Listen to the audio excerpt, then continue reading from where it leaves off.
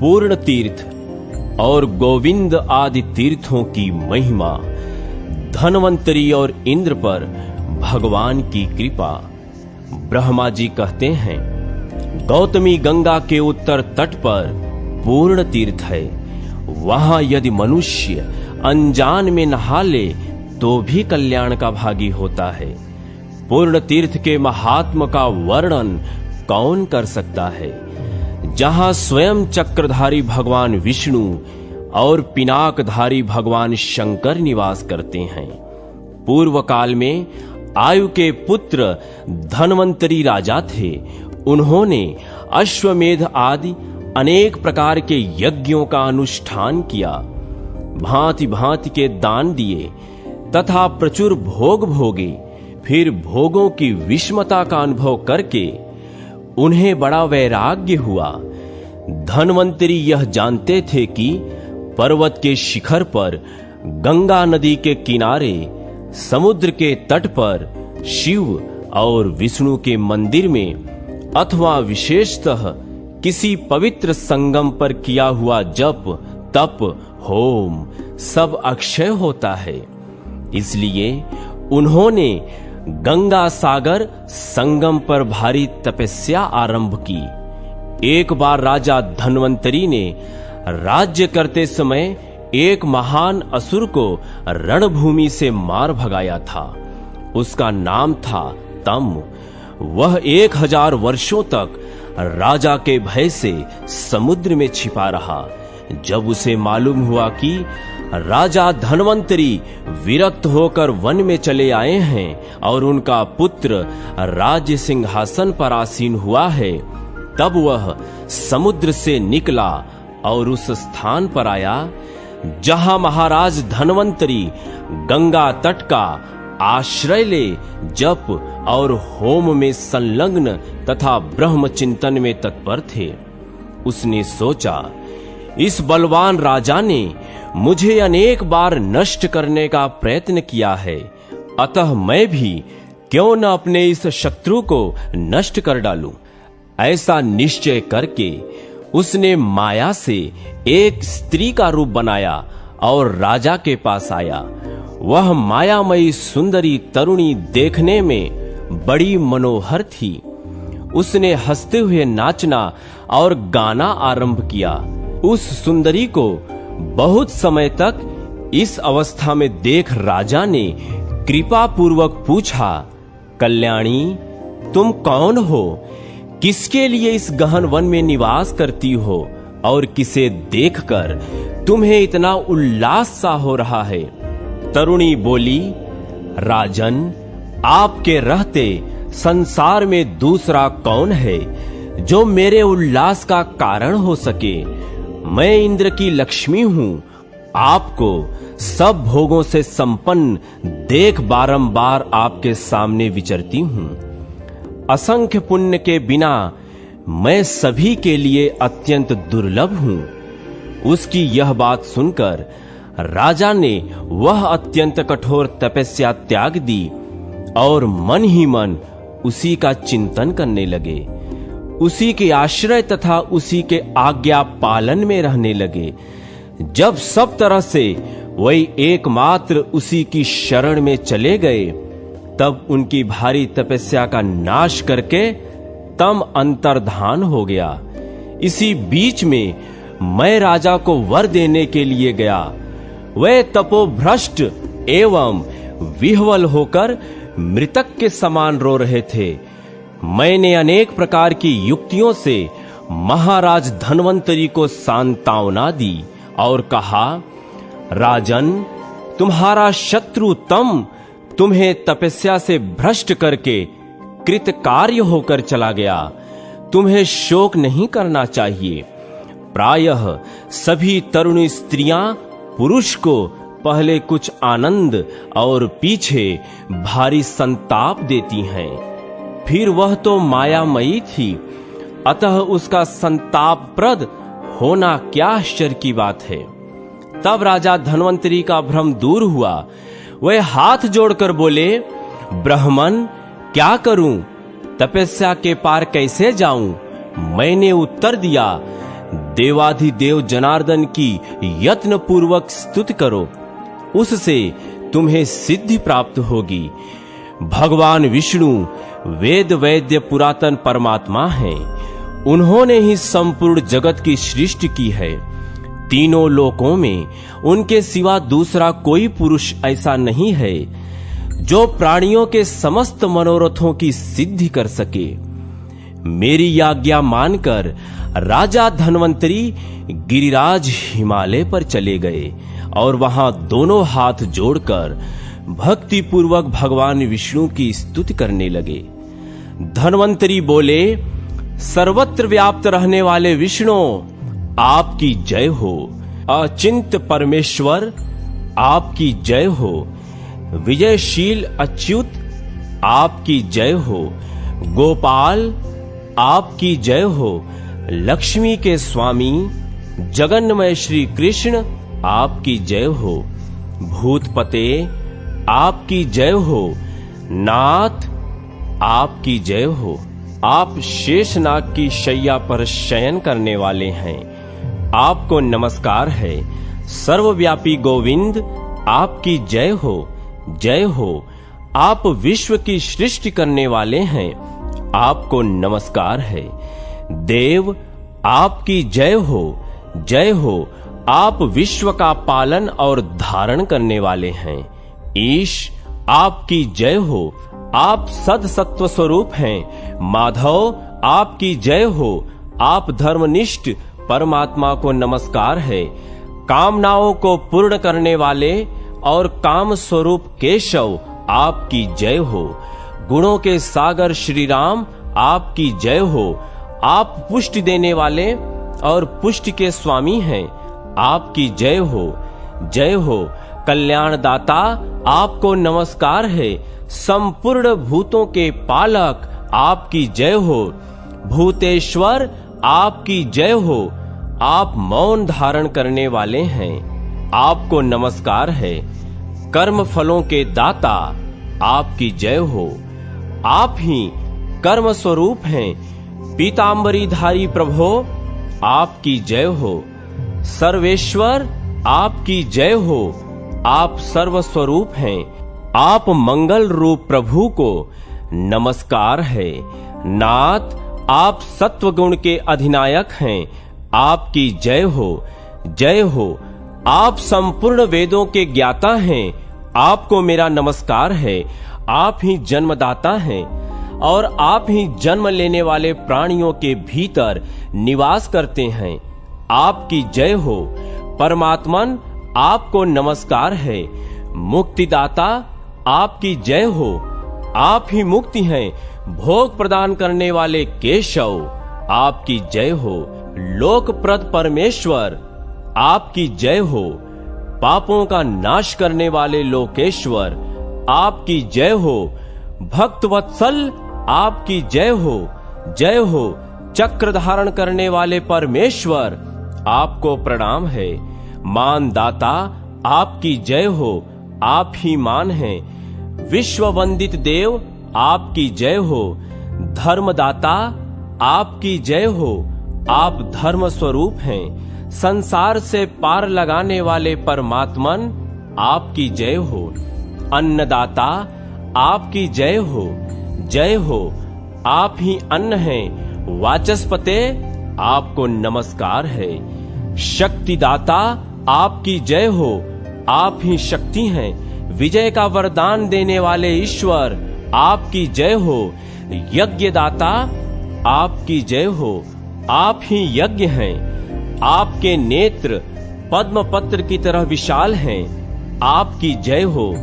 दान देने वाले परमेश्वर आपकी जय हो। आप ही दान हैं।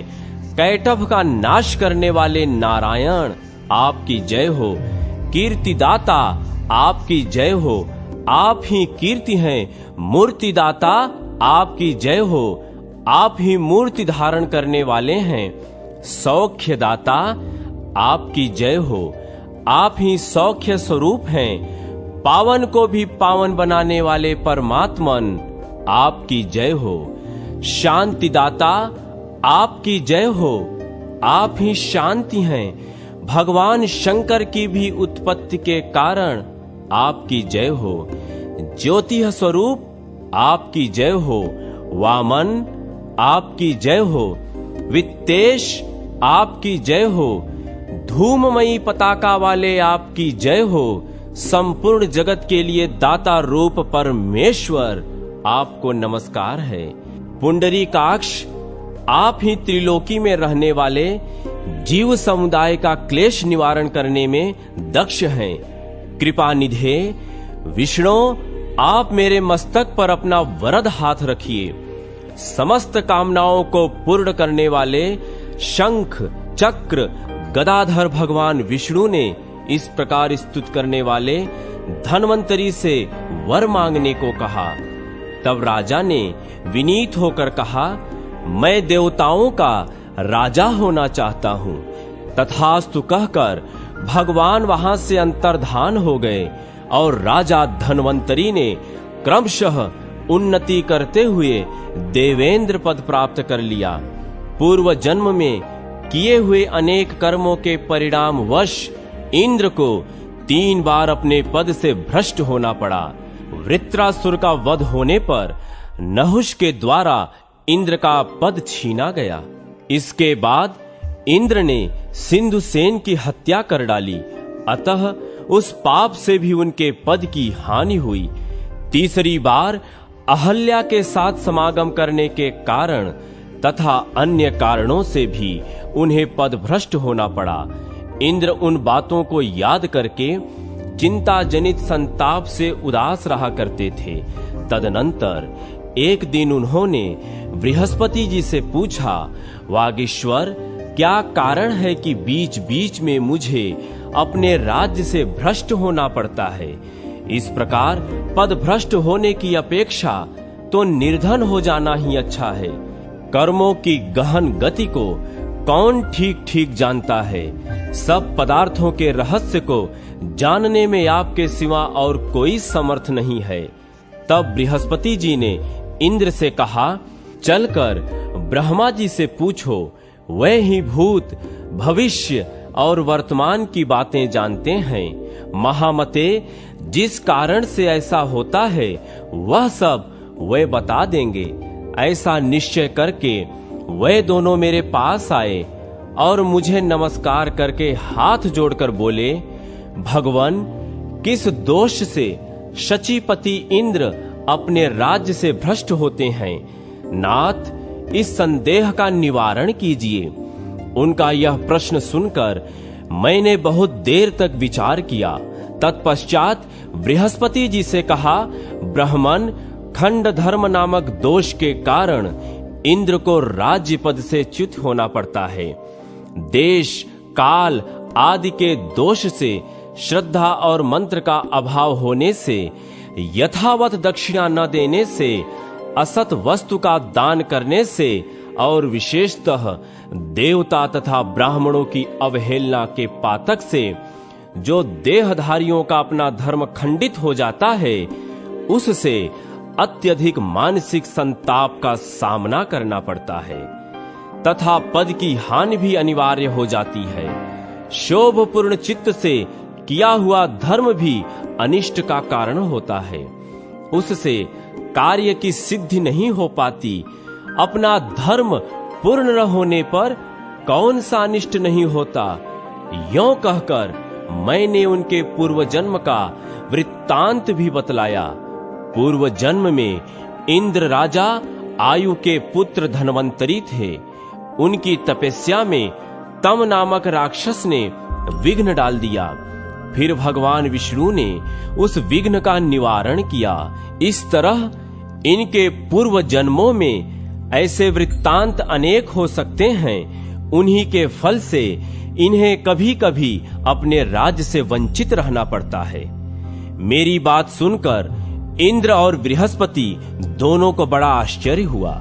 उन्होंने फिर मुझसे ही पूछा, सुरश्रेष्ठ खंड धर्मत्व दोष का निवारण कैसे होगा?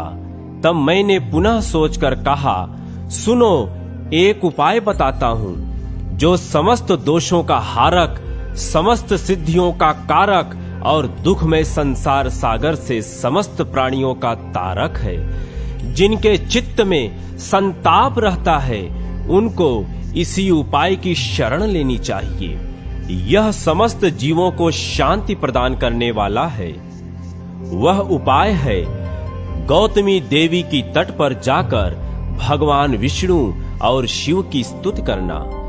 यह सुनकर वे उसी समय गौतमी के तट पर गए और स्नान करके बड़ी प्रसन्नता के साथ भगवान विष्णु और शिव की स्तुति करने लगे। इंद्र ने श्री विष्णु की स्तुति की और बृहस्पति ने श्री शिव की। इंद्र बोले, मत्स्य, कूर्म और वाराह रूप धारण करने वाले भगवान विष्णु को बारंबार नमस्कार है। नरसिंह देव तथा वामन को भी बारंबार नमस्कार है। हयग्रीव रूपधारी भगवान को नमस्कार है। त्रिविक्रम आपको नमस्कार है। श्री राम, बुद्ध और कलिक रूप भगवान को नमस्कार है। परमेश्वर आप अनंत एवं अच्युत हैं, आपको नमस्कार है। परशुराम रूपधारी आपको नमस्कार है। मैं इंद्र, वरुण और यम आपके ही स्वरूप हैं, आपको नमस्कार है। त्रिलोकी रूपधारी देवता परमेश्वर को नमस्कार है। भगवान आप अपने मुख में सरस्वती को धारण करते हैं और सर्वज्ञ हैं। आप लक्ष्मीवान हैं, अतः यों लक्ष्मी को वक्ष स्थल पर धारण करते हैं। पाप ताप आपको छू भी नहीं सकते। आपकी बाहें, जंघा तथा चरण अनेक हैं। कान, नेत्र तथा मस्तक भी बहुत हैं। आप ही वास्तव में सुखी हैं। आपको पाकर बहुत से जीव सुखी हो गए हैं। हरे, आप करुणा के सागर हैं। मनुष्यों को तभी तक निर्धनता, मलिनता और दीनता का सामना करना पड़ता है जब तक वे आपकी शरण में नहीं जाते। बृहस्पति बोले, ईश, आप परम सूक्ष्म, ज्योतिर्मय, अनंत, ओंकार मात्र से अभिव्यक्ति होने वाले, प्रकृति से परे, चित्त स्वरूप, आनंदमय और पूर्ण रूप हैं। मुमुक्ष पुरुष आपका स्वरूप ऐसा ही बतलाते हैं। भगवान, जिनके हृदय में एक भी कामना नहीं है अथवा जो संपूर्ण मनोरथों को प्राप्त कर चुके हैं, वे भी पंचमहायज्ञों द्वारा आपकी आराधना करते हैं और उसके फल स्वरूप आपके दिव्य धाम अथवा दिव्य स्वरूप में, जो संसार सागर से परे है, प्रवेश कर जाते हैं। शंभो, वह निष्काम अथवा आप्त काम पुरुष समतत्व बुद्धि के द्वारा सब प्राणियों में आपका दर्शन करके क्षुधा, पिपासा, शोक, मोह और जरा, मृत्यु रूप 6 उर्मियों के प्राप्त होने पर शांत भाव से रहते, ज्ञान के द्वारा कर्म फलों को त्याग देते और ध्यान के द्वारा आप में प्रवेश कर जाते हैं। मुझ में न जाति के धर्म है, न वेद शास्त्र का ज्ञान है, न ध्यान का अभ्यास है और न मैं समाधि लगाता हूँ। केवल शांत चित्त भगवान शिव को, जो रुद्र, शिव और सोम आदि नामों से पुकारे जाते हैं, भक्ति के साथ प्रणाम करता हूँ। भगवान, आपके चरणों में भक्ति रखने से मूर्ख मनुष्य भी आपके मोक्षमय स्वरूप को प्राप्त कर लेता है। ज्ञान, यज्ञ, तप, ध्यान तथा बड़े बड़े फल देने वाले होम आदि कर्मों का सर्वोत्तम फल यही है कि भगवान सोमनाथ में निरंतर भक्ति बनी रहे। जगदाधार शिव सब जीवों के लिए सदा देखे और सुने हुए प्रिय फल की, स्वर्ग की तथा मोक्ष की प्राप्ति के लिए आपकी यह भक्ति ही सीढ़ी है। धीर पुरुष आपके चरणों की प्राप्ति रूपी फल के लिए दूसरी किसी सीढ़ी को नहीं बतलाते। दयालो, इसलिए आपके प्रति मेरी भक्ति बनी रहे, आप श्री विग्रह के सेवा का सौभाग्य प्राप्त होता रहे। दूसरा कोई उपाय नहीं है। ईश्वर, यद्यप हम लोग पापी हैं, तथापि आप अपनी महिमा की ओर देखकर हम पर कृपा कीजिए। आप स्थूल, सूक्ष्म, अनादि, नित्य, पिता, माता, असत और सत्य स्वरूप हैं। श्रुतियों और पुराणों ने इस प्रकार जिनका स्तवन किया है, उन परमेश्वर सोमनाथ को मैं प्रणाम करता हूँ। इन दोनों की स्तुतियों से भगवान विष्णु और शिव बहुत प्रसन्न हुए और बोले, तुम दोनों अत्यंत दुर्लभ अभीष्ट वर मांगो। तब इंद्र ने कहा, भगवान, मेरा राज्य बार बार अधिकार में आता और छिन जाता है। जिस पाप के कारण ऐसा होता है, वह पाप नष्ट हो जाए। यदि आप दोनों देवेश्वर अत्यंत प्रसन्न हो तो मेरा सब कुछ सदा स्थिर रहे। यह सुनकर भगवान शिव और विष्णु ने मुस्कुराते हुए इंद्र के वाक्य का अनुमोदन किया और इस प्रकार कहा, यह गोदावरी नदी ब्रह्मा, विष्णु और शिव इन तीनों देवताओं से संबंध रखने वाला महान तीर्थ है। यहाँ सबके मनोरथ पूर्ण होते हैं। तुम दोनों यहाँ श्रद्धा पूर्वक स्नान करो। इंद्र के मंगल के लिए तथा इनके वैभव की स्थिरता के लिए बृहस्पति हम दोनों का स्मरण करते हुए इंद्र का अभिषेक करें तथा उस समय निम्नांकित मंत्र भी पढ़ें। गोदावरी, मैंने इस जन्म में अथवा पूर्व जन्म में जो कुछ भी पुण्य कर्म किया है, वह सब पूर्णता को प्राप्त हो। आपको नमस्कार है।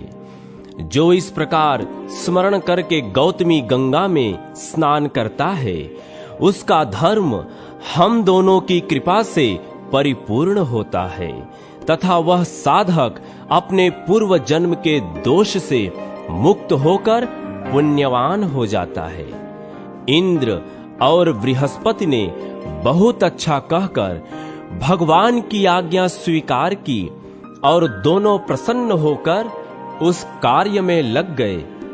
देवगुरु ने इंद्र का महाभिषेक किया। उससे एक नदी प्रकट हुई जो पुण्या और मंगला कहलाई। उस नदी के साथ जो गंगा जी का संगम हुआ, वह बड़ा ही पवित्र एवं कल्याणकारक है। इंद्र की स्तुति से प्रसन्न होकर जगन्मय भगवान विष्णु प्रत्यक्ष प्रकट हुए और उनसे इंद्र ने त्रिलोकी का राज्य प्राप्त किया। अतः भगवान वहां गोविंद के नाम से विख्यात हुए, क्योंकि इंद्र ने उनसे त्रिलोकमयी गौ प्राप्त की थी।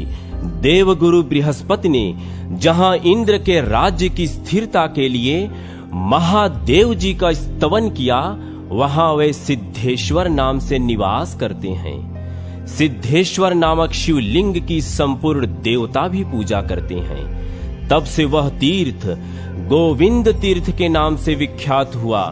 वहीं मंगला, संगम, पूर्ण तीर्थ, इंद्र तीर्थ और बारहस्पत्य तीर्थ भी हैं। उन तीर्थों में जो स्नान, दान अथवा किंचन मात्र भी पुण्य का उपार्जन किया जाता है, वह सब अक्षय होता है। वहां का श्राद्ध पितरों को अत्यंत प्रिय है। जो मनुष्य प्रतिदिन इस तीर्थ के महात्म्य को सुनता, पढ़ता और स्मरण करता है, उसे खोए हुए राज्य की प्राप्ति होती है। नारद, वहां गौतमी के दोनों तटों पर 37,000 तीर्थ हैं जो सब प्रकार की सिद्धि देने वाले हैं।